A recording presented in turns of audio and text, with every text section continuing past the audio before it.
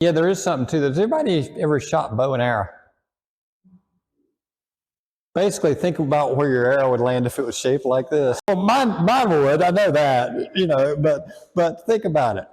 Okay, for a horse to go straight, he has to be straight. For him to work in diagonal maneuvers, he has to be able to work diagonally.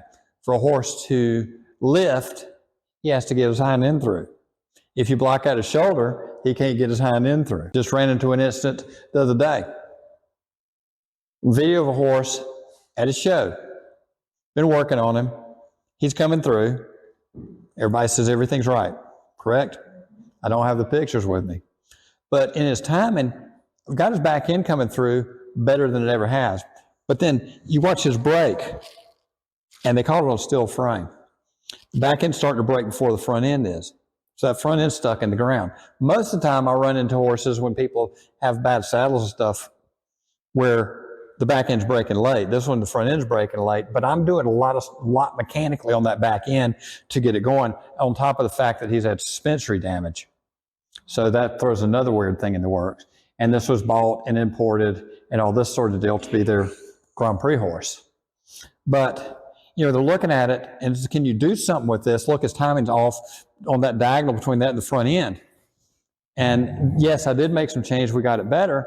But when I was checking out the horse, one of the first things is, okay, that left front is the side stick in the ground. There's a saddle rub in front of the hip on that left side. And they said the saddle's fine. So how much of that delayed timing is because when the horse is coming up, he hits that saddle, he ducks out, and he sticks that left front in the ground because he's hiding from the saddle. But it's totally a shoeing issue according to the trainer and the owners. Now, we did get him better, but you've got to work around that constantly. And they're like, no, the saddle's fine. I'm like, why have we got this rub right here? He just gets that. And it's like, yes, but he's responsive here. He's sore. So I was like, you need to get the saddle fitter over here. And you need to get yourself in the center of the saddle. Maybe the rider's sitting off to that side. Maybe the rider's not in the center of the saddle. Maybe the rider's making the saddle dig in.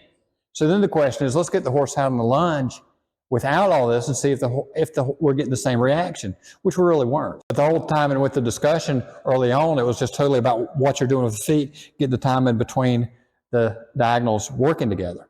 Now, I did have to make adjustments to try to get it to work around what's going on. Did we get him better? Yes. Did we take care of the problem? Right now, we're still putting Band-Aids on it because that saddle hadn't been fixed yet. But, you know, if you saw a drawing and said this is a horse standing square and straight, would you think that? Okay. You know, you start losing. We can do something about bad posture. We can't really do conformation is conformation, right? We can't change the length of a bone. We can't change the horse's length of a horse's back. Just like us. Can we stand with our pelvis out here or up under? That changes. The fitness level of the horse, how the saddle fits. It's like if people backpack, is your backpack loaded evenly? You know, all of us have carried buckets of water. And back when I was working with Dr. Mansman, Chris King was there, we pulled out some bathroom scales. And depending on how busted up I was at the moment, there was a point where I put on scales, scales turned out. He has a little cover on it so you couldn't see. So, get talking, get relaxed, or you're standing even on the scales. You know, I've busted up my left knee a few times. Had it taken apart, put it back together. They made it work. I could still tell they did it. But I'm standing on the scales. And are you relaxed? Chris talked to me, Doc looks, I was 35 pounds different from left to right. If I'm standing like that, I'm sitting on a horse like that.